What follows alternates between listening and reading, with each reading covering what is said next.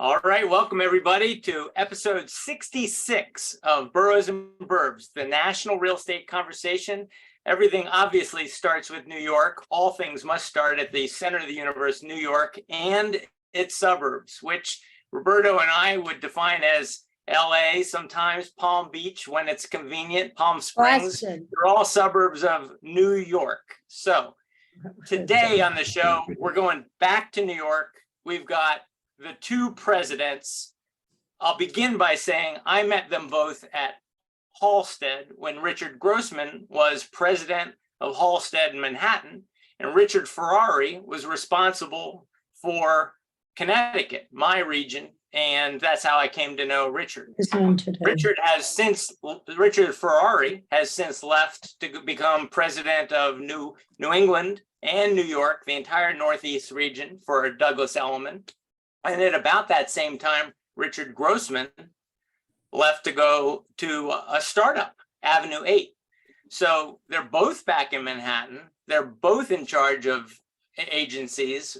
And I suspect with different approaches, but both with the same mandate of growing the business. So without further ado, let me just open it up to both of you. Richard Grossman, how's it going? What are you up to lately? So as you mentioned, I left Halsted, which merged with Brown Harris Stevens last year. We started a new firm last spring here in New York, Avenue 8, which were an extension of we started in New York, and we're looking to expand elsewhere on the East Coast from a West Coast firm that's in San Francisco, LA, Palm Springs. And it's going well. I mean, it's sort of what we expected in our first year for New York. In LA and San Francisco, we're growing quite rapidly. Our business is a very different sort of business model than a traditional model. We're sort of a mobile friendly model. We have an office here in New York, but it's not the traditional type of office that we're used to in the past. And we're using a lot of sort of modern thoughts and modern ways of doing business to sort of attract business and to help our agents do business as well. Thank you for that. And Richard Ferrari, you are now the head of the Northeast for what I'd call a traditional kind of firm. 7,000 agents on both coasts, and it's a firm that's been around since 1911. Quite a different approach. And yet you've been told, take this 100-year-old firm and grow it. So what are you up to and how are you doing it? Well, Douglas Elliman is on the move, as you just mentioned. So yes, we might be around for 110 years or 109 years, but that doesn't mean that we're not a free thinker and moving forward.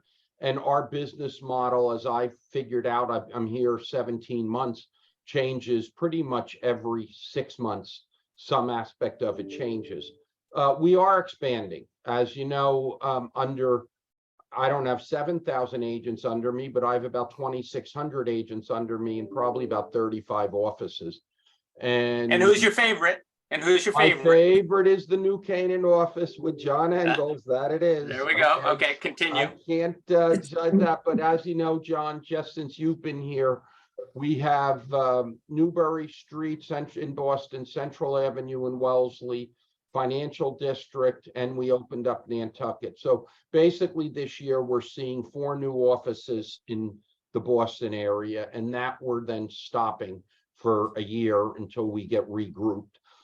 New Jersey, we have a lease in Fairhaven, which is part of Rumson, to capture the North Jersey shore, and I'm working on a firm in Spring Lake right now, and we do plan on growing in New Jersey more also.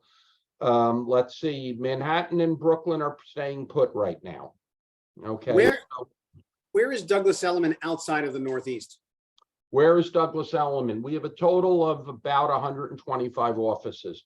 So North Shore, Long Island, South Shore, Long Island. I'm just going to go through the Northeast with you, just so you know. North Shore, South Shore, Hamptons, Westchester, Fairfield County, Connecticut. Okay, now we announced today, I don't know if it hit the real deal, but it hit Cranes, that we're opening up in Washington, DC, Virginia, and Maryland in the DC Beltway areas.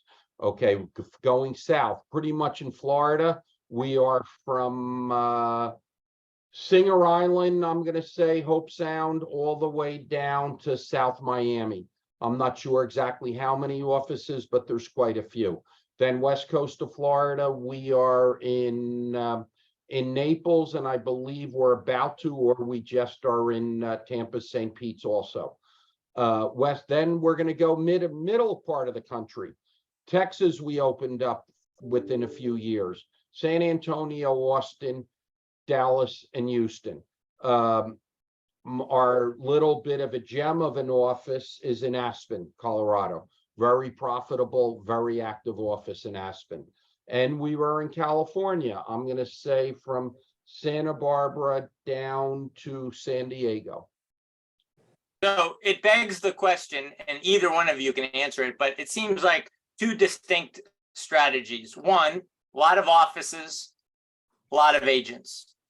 The other is to basically use your resources to empower top agents with technology. Am I right, Richard Grossman? Empower them with technology, not important to have a high head count. Is that true? Well, no, we're a company that's looking to grow. Let me just sort of say that we're a fairly new company. He's 111 years old or thereabouts, and we're 2 years old, 2.5-year-old company. So we, and in the 2.5 years that we've had, I think very good growth. We're up to about 300 agents in total, and then we've had about $2 billion in sales, which for a new company is I think our metrics are pretty good. But our business models are a little bit different in the sense that we're not opening up necessarily physical brick and mortar offices everywhere. The only brick and mortar office we have is in Manhattan. We have offices in some very high-end shared office spaces in LA and San Francisco and in Palm Springs. The idea is that we'd rather spend our money on not only the technology, but also just having a different economic relationship with our agent that allows the agent to invest more in their business and also to use some of the services that we provide as a firm. So we're looking at the business in a little different way than a traditional company. Again, I think that what we're finding, and what I'm finding talking to agents, in New York and elsewhere, is that they're looking for a different relationship with their firm, and they're certainly for agents that want what Element has to offer in the traditional firms. I'm going to say that I don't think that's going away by any means, but I do think there are agents that are looking for a different thing. They're not using offices as much as they used to, and they're looking for ease of business, just to be there and some more freedoms. Just curious, because you're segregated out, right? Is culture at all something that you can nurture? Is it important? Are those people not looking for that at all? First of all, someone who's coming from, Halstead, which I think we sincerely have the best culture of any firm in the industry. I'm going to say that, we're very proud of that. And someone that's coming in here, we don't have building culture is a thing that was important to us. It is also, I'm up the volume I can get. Sorry. So building culture is obviously very important to us, and it is something that we're working on. It's something that you have to learn how to do that in a different way in a world, quite frankly, where people are not necessarily coming into the office, and a lot of that is having get-togethers, having meetings, doing a lot of FaceTime with people, and that is how you build culture. I will say the post-COVID world for building culture is a different equation than we had pre-COVID, and I don't think that any there's we could just to Richard or your opinion on that. I think it's a very different equation. Quite frankly, I think it's harder in certain ways. I think that also goes to some degree, because we're going to talk about business and agent business development. How you interact with your clients is going to be different, and how you and how you work on a day-to-day business is different. How you build your own business is different, because quite frankly, we're doing less in-office things and we're doing more out-of-office things and get-together. That's what I'm finding just in general in my business life as well as my personal life. I'm going to ask a hard question, but you can answer any question you want. But in the last couple of years, it's been good to be a real estate agent. A lot of new real estate agents have joined the business. There was, during COVID, it was estimated more real estate agents nationally than there were listings. And we have even fewer listings, I think, nationally. We certainly have fewer listings in Connecticut than we did 2 years ago. And the economy is starting to cool, and it's getting harder. And yet both of you have been told grow, and I know that that's going to be tough in a potentially shrinking market. So does anybody really want to address? Well, John, the this? first thing is, let me just clarify. Douglas Elliman is a traditional firm, but I never said we were growing in a traditional manner. Okay, my Wellesley office, I'm only putting in maybe 10 or 12 desks, but the office will be probably housing 50 to 60 agents. It's not going the traditional manner right now. John, you know as well as I do that we're in Westport without an office. Okay, we're in Santa Barbara, California without an office. So we are somewhat of a hybrid, leaning more towards traditional. I will agree on that. But our new offices, there's no need. 575, every agent has a computer that the firm provides, a desktop. Our new offices, we're not putting in, I'm putting in a handful of desktops in an office, but the bulk will be bring in your own laptop. It's easier for the agent. It's easier for us. So we are expanding, but we're expanding in a different way. Let's go back to your inventory. When I joined this industry in 1989, I was told it's a horrible market. You're never going to be able to sell real estate. The stock market crashed in 87 and New York is underwater. Developers are bankrupt. They were. The first apartment I bought as an agent was through Citibank because the developer went under and Citibank became the sponsor. So this isn't anything new that we're hearing right now. But the illusion that there's no inventory, one of the reasons there's no inventory in New Canaan is because everything sells within 3 days. So Everybody's handcuffed. Everybody's handcuffed to that 3% mortgage. Sale, inventory and sales transactions are two different numbers. Nothing stays on the market in certain markets, so the inventory is always low, but that doesn't mean that nothing came on the market.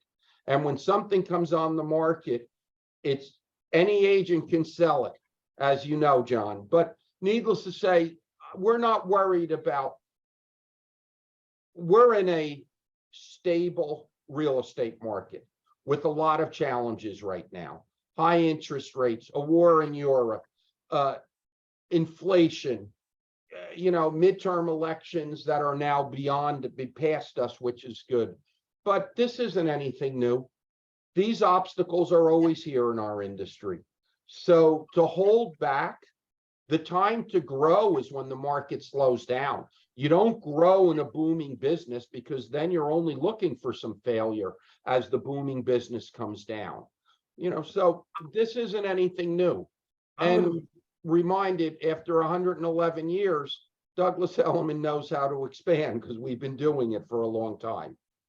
I'm going to agree with what Richard says, and I'm going to say this is my 40th year in the business in New York City, and say that, and I'm not sure what we're entering. Are we entering a market correction or not? Remains to be seen. But I think there's always needs for people to buy and sell. There's always wants for people to buy and sell.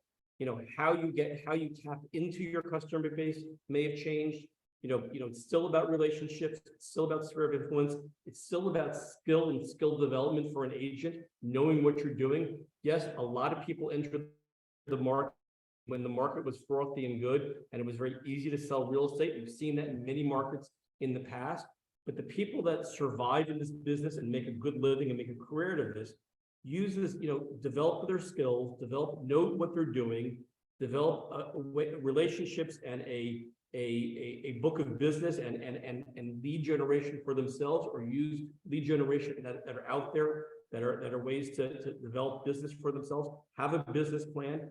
And those things will survive in good markets and bad markets. And in some ways, I think it gives an agent an opportunity in a market that may be a little bit more challenging to really, move out in front of the pack and show show how to make this better and can do well. I'm not going to say I don't want to be Pollyanna and say there aren't going to be challenges, but there's opportunities in this marketplace as well. And good agents with good skill sets who know what they're doing, who built a sphere of influence, who know how to tap into that sphere of influence, they will do well in good markets and bad markets. There's 3 million agents as of April. There's 3 million licensed agents in the nation right now, more than we've ever had before. If I offered either of you 100 newly licensed agents with little experience, 25 to 30 years old in Manhattan right now, do you take them all on? I mean, Not me. no? I'm not looking for that. No. Richard, do you take on 100 new agents if they all ask to join? I'm assuming, how many agents do we have on this call right now? Well, there's 35 participants, so what are we gonna say, 30, 32, 33 are agents? Maybe, Probably yeah. correct? Yeah. There's a common denominator. Every agent here was a new agent at one time. So if we were to take the attitude, we're not hiring new agents, there's a lot of talent that slips by us. I look at it that hire 10 new agents, 1.5 or 2 will end up doing very well. So we're always hiring some new agents. Would I take on 100 this week? No. Would I be selective to see what someone's work ethic is, what their connections are to the town or the area that they want to sell in, what their personality is? Yes, I mean, we review. I mean, I know this sounds crazy, but I get 7 or 8 emails every day asking to join Douglas Elliman. Okay, I just got my license. The first thing we do is ask for a resume. Out of those 7 every day, only 2 are going to send us a resume back. The other 5 never return my email. Like we know how to do it. Then we look at the resume, and 50% of them we call in, and someone makes a decision if the personality and the work ethic might work. So a little different. So we're not oversaturated. Okay. I mean, we have high turnover. We're a big firm. I mean, it's different from a 2-year-old firm that is growing, that wants to grow with experienced talent, than a firm that we have all the experienced talent we need. We need some new talent coming in because we always have agents that are retiring. We were all new agents on this call. Just remember that. So don't belittle new agents, because you never know what a new agent can turn into. Most don't. I will agree on that. But 33 of them did here, including you, Rich. You were a few years ahead of me, but we were all new agents. Oh, and I wasn't poo-pooing new agents. I just Rich, I know you were, and I understood. 100 new agents for a firm, would be a lot to take under, and Yeah. Again, that isn't what I'm looking to build from. Yeah. I've certainly had new agents. I've mentored 5 revenue rookies of the year, which is something I'm really proud of in my career. So I'm certainly not anti-new agent by any means, but I do think that, just the general thing is, in terms of the marketplace, there'll always be room for good agents. You mentioned some things. I want people to have a good work ethic. I want someone to have fire in their belly. I want someone to have a business plan and have goals set up and so forth. These are all things you want to look for an agent for the agent's success. Richard Grossman, part of the promo is the business of big brokerage, and part of that is compete. You're selling to agents to grab them. That's part of your role, is to grab the right agents. Sure. Now, traditional firms, we all know what they do.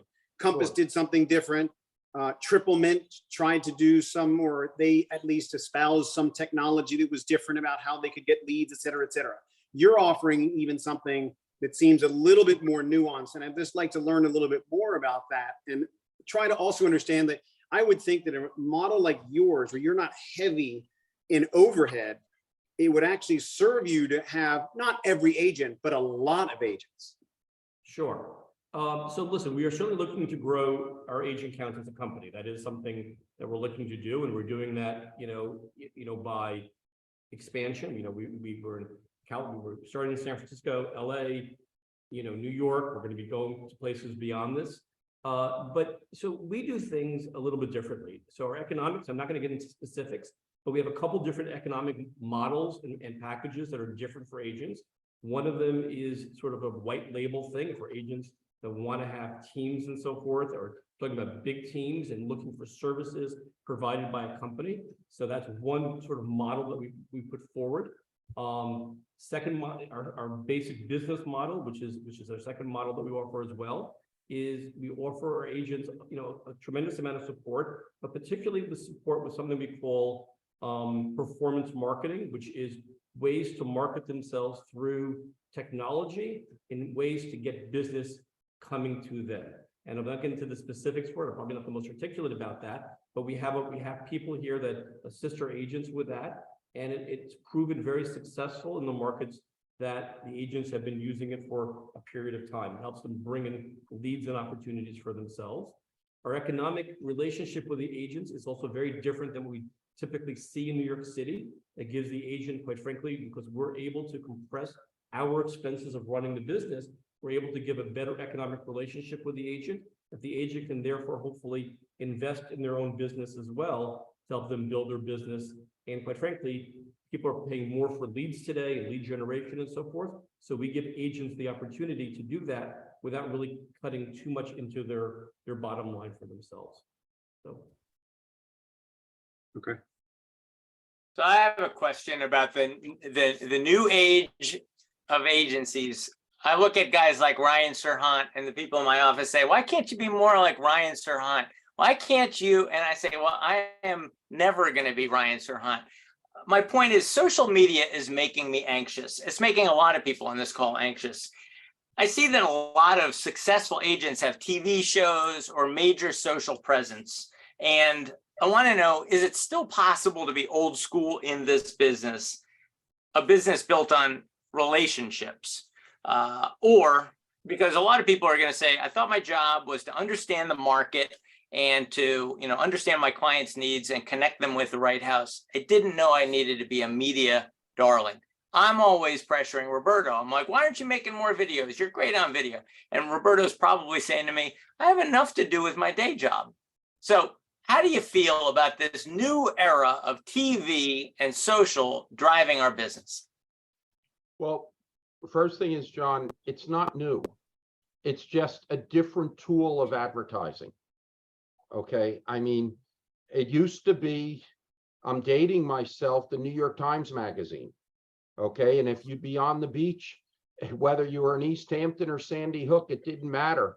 Every third person was reading the New York Times Magazine. Why? Because that was where the pictures for New York City apartments and townhouses and suburban houses would be with the broker's name. And everyone used to say to me, how come your picture isn't here? Well, Douglas Elliman has too many agents. There's only 32 pictures, and we have 200 agents in those days. And it would be on a rotating, however they did it. But, I'm on social media for a reason, to promote Element and to promote my old business. I was an agent for 32 years. I had a call 2 weeks ago while I'm playing golf with one of my nephews, and he says, hey, let's do a post. I'm on the first hole, I swing. I don't post videos on my Instagram account. I don't know how to post a video. Okay, the next day, I'm in the office, I get a call from an old client. Hey, Rich, I want to buy an apartment for my daughter. You know her, blah, blah, blah. I said, wow, she's out of college now. Yeah. What can we get on this neighborhood in Manhattan? Okay, count on $1.5 million. Great. Can you, yeah, I'll get you a broker. Don't worry. It'll be, someone who I trust that, it's okay. No, I can't do it. I have a different job now. How'd you play yesterday? And I said, how did I play? He said, yeah, you were on the golf course. I saw you on the first hole on Instagram. Okay. It was free advertising. A good agent today, doesn't matter how old you are, should be doing both if they choose to, if they want to grow their business in a different direction. Okay, not everyone does. I had plenty of business in my career without Instagram. Okay, and I was successful. It depends how you want to grow. Not everyone wants to be Ryan Serhant. Remember that. Every agent is here in this industry for a different personal reason. Some it's for supplemental income. Some the way it was for myself, Richard Grossman, Roberto, I can go down the list. We have to pay the bills on this. It was our mode of earning a living for a good life. Everyone is a little different, you know, so it's basically up to the individual. But the social media tools are there. If you want to grow your business, use them and learn them. And Element, we have our whole, you know, social media department. What are there? Well, social media and PR, there must be a dozen employees. They'll help you on it. They help all our agents, but it's up to the agent to want to do it. There's no one size fits all. I'm going to jump in and agree with much of what Richard said. I still remember the days of the New York Times Magazine section. I remember the days of the classified section. It was a great way to get, buyers directly, people calling you directly. You had a lot less co-broking in New York in those days. There was not mandatory co-broking, for instance, as I'm sure Richard remembers. Oh yeah. But I'm gonna go back to, I think again, the answer is social media is a tool. And, and John, I love watching your videos. I always did. And I still love, I see you even more and more on TikTok and other places as well. And if that suits you really well, I would say do it. If Roberto or someone else doesn't like to do it, that's okay too. But it's a tool to get yourself out there and to get people in you have to be in people's sort of forethought, and they have to understand what you do. But at the end of the day, it's also about developing relationships. And, I often tell people, I'm in the business of knowing people. I'm in the real estate business, but I'm in the business of knowing people, making connections, being of value to people, being a part of people's lives is what is it's truly important, something I truly enjoy doing. I enjoy putting people together. I enjoy making connections to things. I know John Shore is nodding his head because he knows I've done that with him before he was at Element when in his previous thing. I truly enjoy doing this. And when you make those connections and you bring people together, John Engel, I've done that with you as well. It's how you get business and how people remember you. And it's really part of that. We still have to have the skill set to be able to do the business, do it competently, do it effectively and so forth. That's a huge part of it. But building a sphere of influence and being part of that is so key to your success. And I was on the phone with somebody in California yesterday, a new agent, do the business, doesn't work for us. He's a friend of a friend, giving him some guidance. I said, get out there, meet people, let them know what you're doing, sponsor an event, join a board, make sure people know what you're doing, and people will like you. And think about what you bring to the table. For a lot of people who this is a second career, it was not a second career for me. You're bringing a lot of business acumen and business experience to the table as well. And think about how people will like you and how people will want to do business with you. At the end of the day, people want to do business with people they know, like, and trust. So you want to be in front of as many people as possible. And I will tell you, being on Instagram, I'm on Instagram and Facebook. I'm getting a little bit more on LinkedIn. I think LinkedIn is the other thing, the other component that's often underused for this. And it's a great way to be a part of this. And so I certainly encourage that, and as well as TikTok. And I've never posted to TikTok, but be there and be in front of people. But at the same token, pick up the phone and call somebody. Pick up the phone and take someone out to lunch or have coffee with somebody. Never eat alone. It's how you get to know people and how people get to know you, and they can see what you're doing, like you, and so forth. And I think about my own experiences of buying products and walking in sometimes into a car showroom or a store. How was I treated from the person on the other end? Treat the people the way you want to be treated as well. Because at the end of the day, and I know a number of the people on this thing, you guys are great people, you're great personalities, you're honest, you're ethical, you're hardworking. And isn't that who you want? When you're buying something, make sure you deliver that same thing to the person who's in front of you. So one of the things that I'm hearing is never eat alone, and it's still a relationship business. So can either of you share any anecdotes or advice on how to get into some good habits to generate new business? I want to generate new business. I just went through training for the last couple of days with Elman, and what they said was write down your plan and make sure that you approach that plan with some consistency. So can either of you speak to some of the consistent habits of a good agent after your decades in the business? Well, or Rich, I'll go, then you can go, or you go and I'll go. But Please, first go thing for it. is, if you're looking to grow your business, you better know what the business is. Okay, so the real habit is always stay on top of the market you're working in. Know what the stats are, know where the market stands, know the new listings. Now, no, but not that nobody wants to hear about the studio apartment on First Avenue, because someone may, and there's nothing wrong with that, and you want to sell one of them every week. But everyone wants to hear about the glamorous apartments in New York City. You want to grow your business, see as many high-end properties as you can. They're what you talk about. But John, you put a good point, never eat alone. Okay, put yourself in a position the way I always did. Everything that I always did as an agent had to do with how can you grow your business? Where are you going tonight? Put yourself in a position that you are with individuals that have the potential to refer business to you. Okay, your business will grow. Don't hide under a rock. Be social, and being social is so many different ways. It could mean in a Bible study. It could mean in a book club. It can mean playing golf. It could be bowling. It could be just walking around the park with a group of people. Whatever it is, don't be a hermit and don't live under a rock. Your business isn't going to grow. That's my advice. I would agree. So I would agree with what you said. I'd add a few things. Make sure you have a good email list, and make sure you add at least 25 names a week if you can to that email list, either naturally or using a CRM to help keep track of that. And maybe some people in smaller markets, maybe it's less, but always keep growing your email list and have something and make content to send them. I would say the same thing is true for things like, Facebook and Instagram and LinkedIn, and make your list. Thirdly, I would also make sure you call people on a regular basis. Pick up the phone. In this day and age, we're getting so many emails. We don't necessarily always call people, but I always make sure that I pick up the phone. I call the people in my life.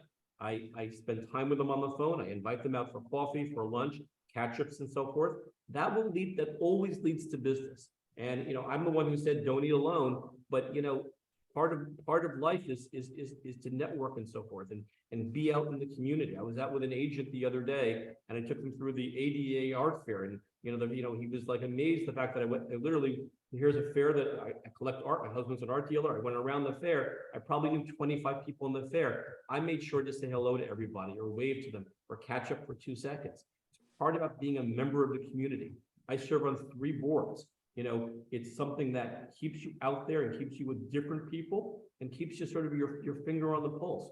It's about people. So join boards, develop an email list, and make, if you can do 5 phone calls a day or 25 a week, be part of that, your business plan, and make sure you do that, and have a goal about what you're looking to do in terms of business.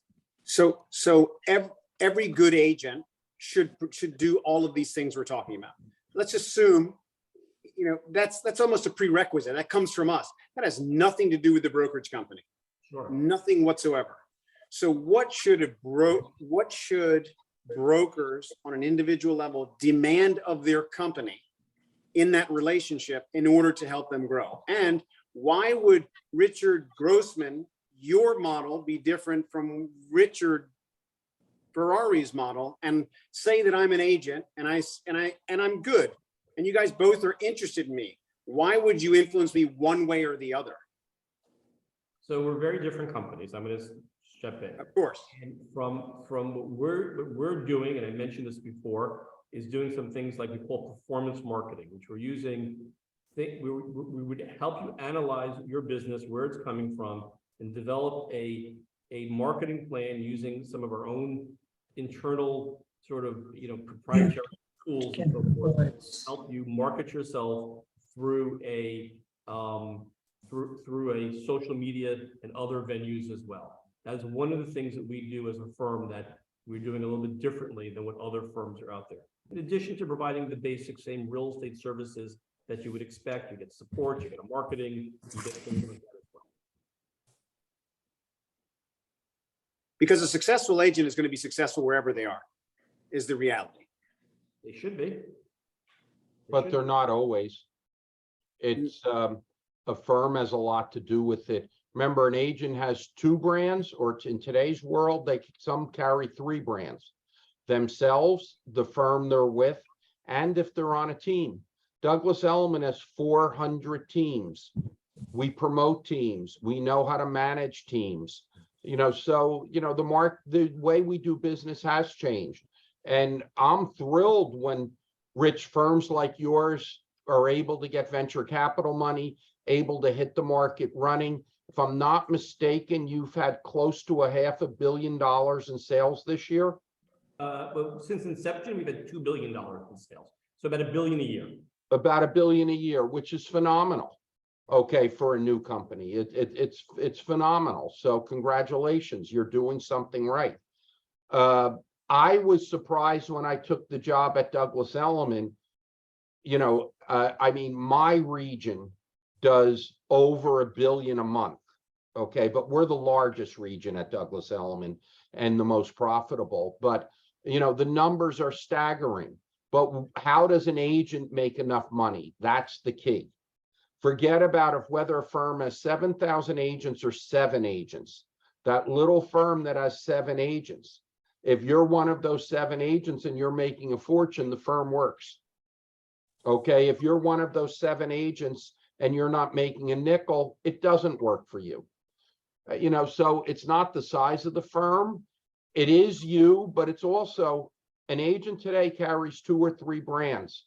And that's why it's important. The brand does mean something, especially a brand like Elliman, because our referral business from region to region is massive, where we don't have to go outside the firm. If you're an agent that knows how to do that, talk to John and Melissa. They were with me 10 days ago in Laguna Beach with 250 Elliman agents out of 6,600. Okay, there were a reason they were there. Okay, they're promoting themselves. So each firm is different, but the brand does mean something. And typically a brand has a positive aspect to some, rarely all, of the agents in the firm. We've seen a huge consolidation of firms, huge, right? Especially in Manhattan. Yeah, they've been absorbed by, and then, Yeah. And when Andrew Heiberger had Town, he had said in order to compete with other firms, he had to incentivize so many agents with so many things that his profit margins really, really shrunk tremendously. And it made it very, very difficult, which a lot of other firms, smaller firms getting absorbed, seems like they were doing the same thing. Has that trend changed a little bit in the last couple of years, post-COVID, et cetera? Or what do you see into the future with that? Well, Roberto, I can only speak of my time at Douglas Elliman over the past 17 months. We do not buy GCI. We try and have our agents earn it. We recruit, we have incentives, but nothing to the way the incentives have been over the past couple of years with Compass and/or Town when Town was in business. And I'm not sure what Richard G is doing, but I haven't heard of anything that he's doing that I wouldn't disagree with. I have lost agents to Rich, and one good agent in particular, and gave him, that he's going with a good firm because it's new and it's young and they're doing their best. And I'm gonna answer the question. As someone who came from a very traditional firm that I have a highest respect for, both Richard and I were at the Terra family, as you are, Roberto, and John was. I have a high respect for them. I will say that we're running the firm in a much more efficient way that just because we're using modern technology just to run some of our systems, and those are, to the extent that they're scalable, which I believe they are, it can help us run our brokerage business. I'm not even talking about the technology for the agent, I'm talking about the technology of running the business as a brokerage.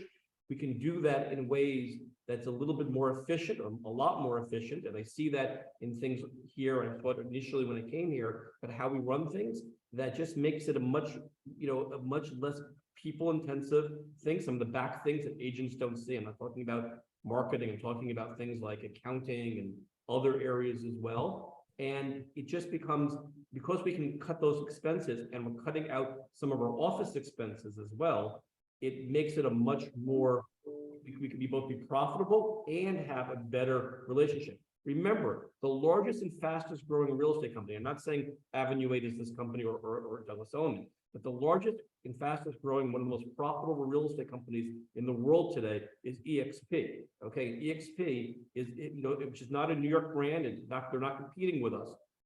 You use this technology to run their business properly. And I think they have 80,000 or 90,000 agents in over 100 countries at the moment. It's a huge business.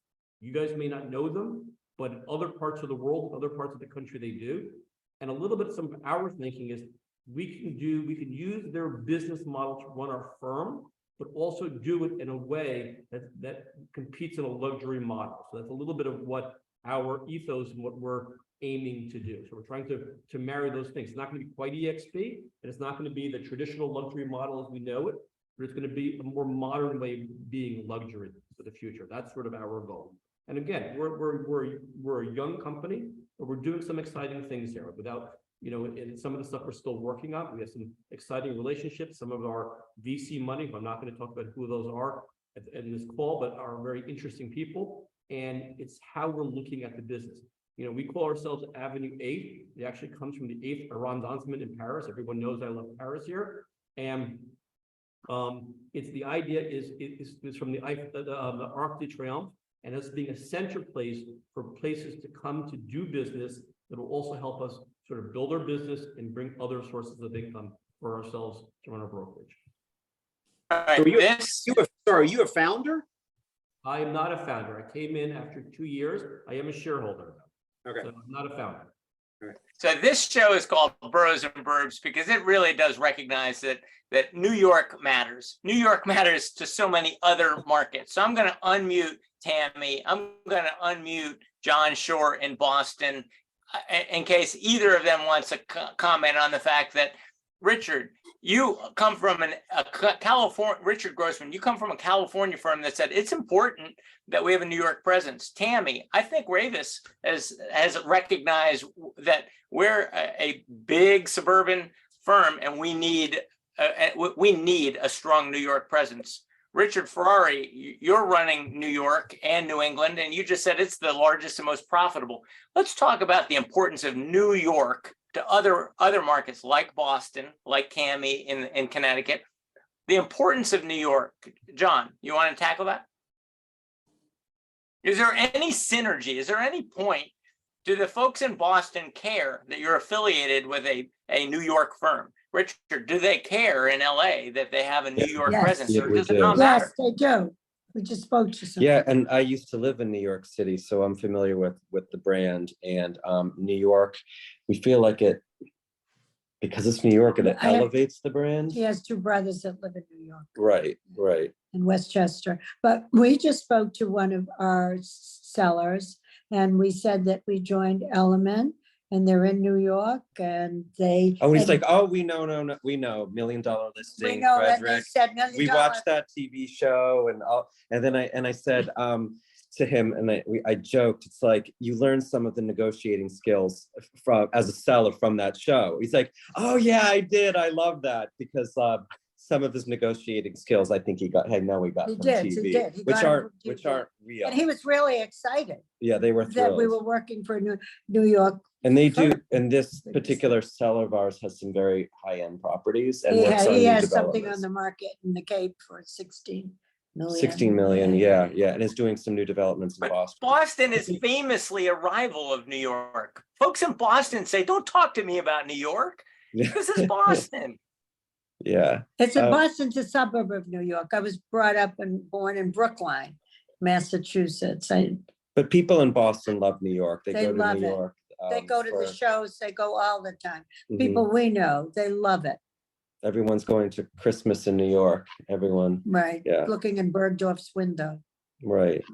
But yeah, so New York, I think the Bostonians here are familiar with the brand out of New York and California. Certainly, Richard Ferrari can probably explain this, that the TV shows have brought the brand recognition like throughout the country. The TV shows actually brought Douglas Elliman brand recognition. Right, That's right. what we said. yeah. Exactly, yeah. Correct. You are right about that. And that's what one of our clients we just called. He's like, "Oh, I love those shows. I know Douglas Elliman from," and they'll come to the Wellesley office and they're like, "Oh, are any of the agents from New York or California going to be there?"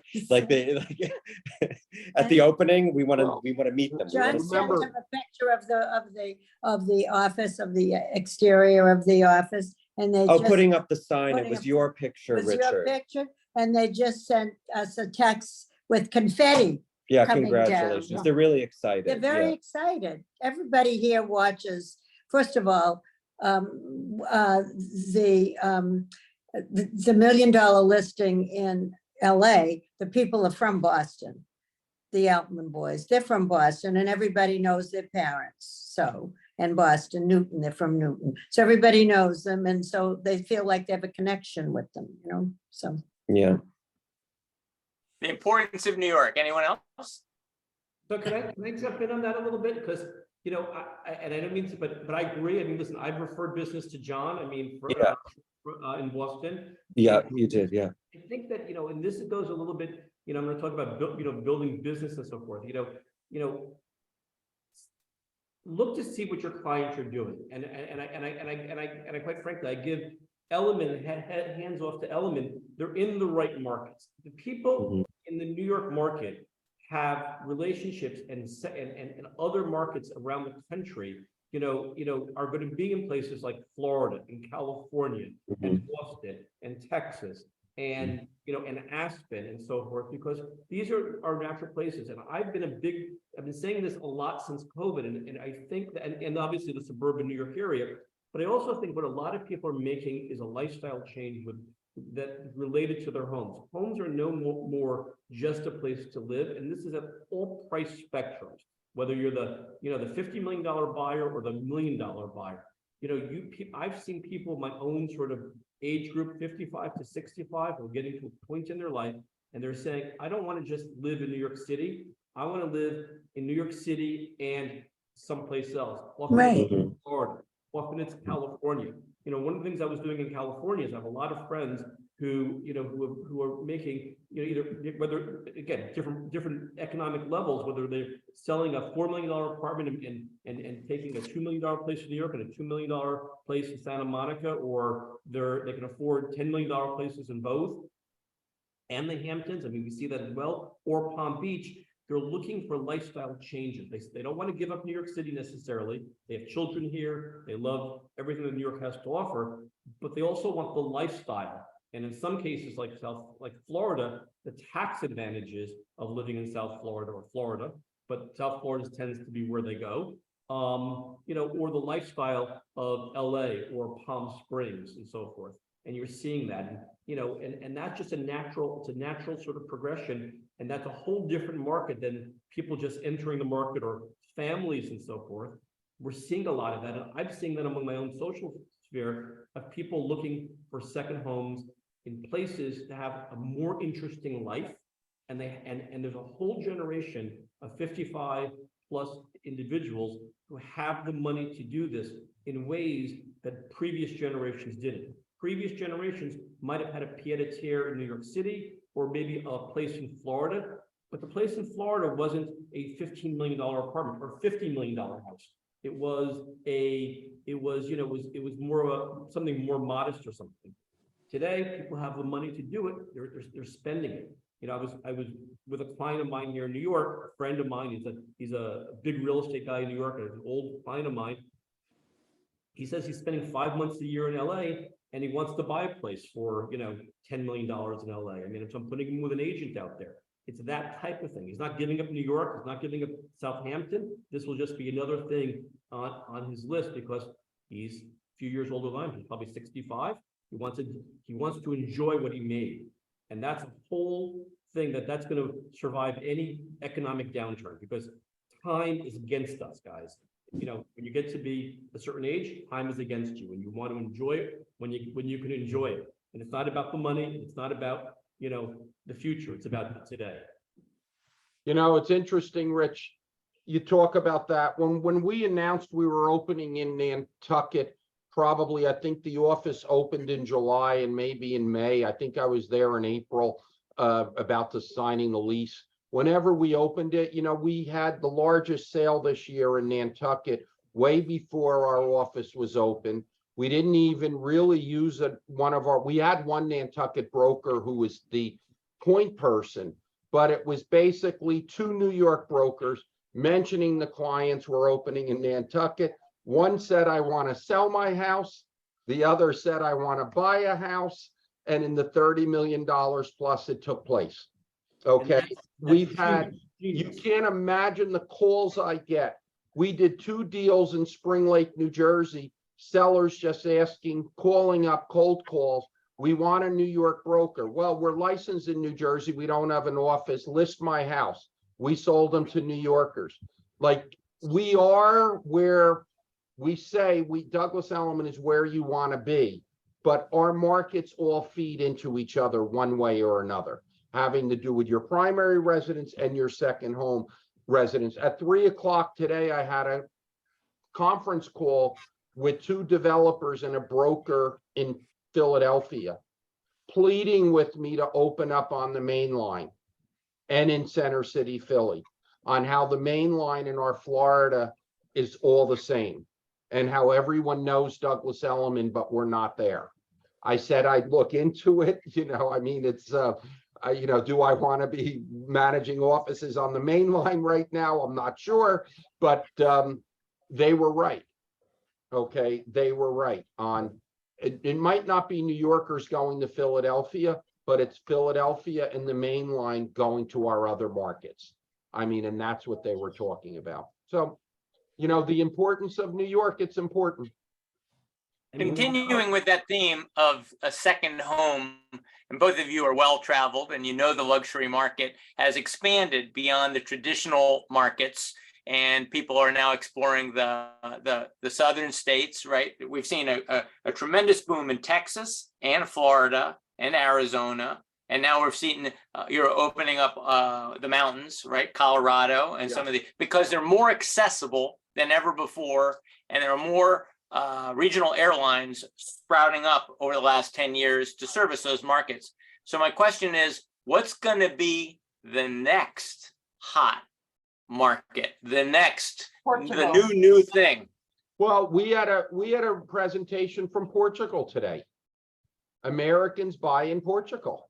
So we had 4 Portuguese brokers, and one was a developer here today giving a lunch presentation. I mean, whoever mentioned Portugal, they were right. No, it's the dollar is so strong right now. So correct. Yeah. So Portugal is a very hot market. So who's going to open an office first in Portugal? Tammy Fellenstein, Richard Ferrari, or Richard I don't Grossman? need an office. I need a good affiliate that works hand in hand. Exactly. I don't need an office, just an affiliate that works hand in hand. And we have it also. They were the ones that were here today.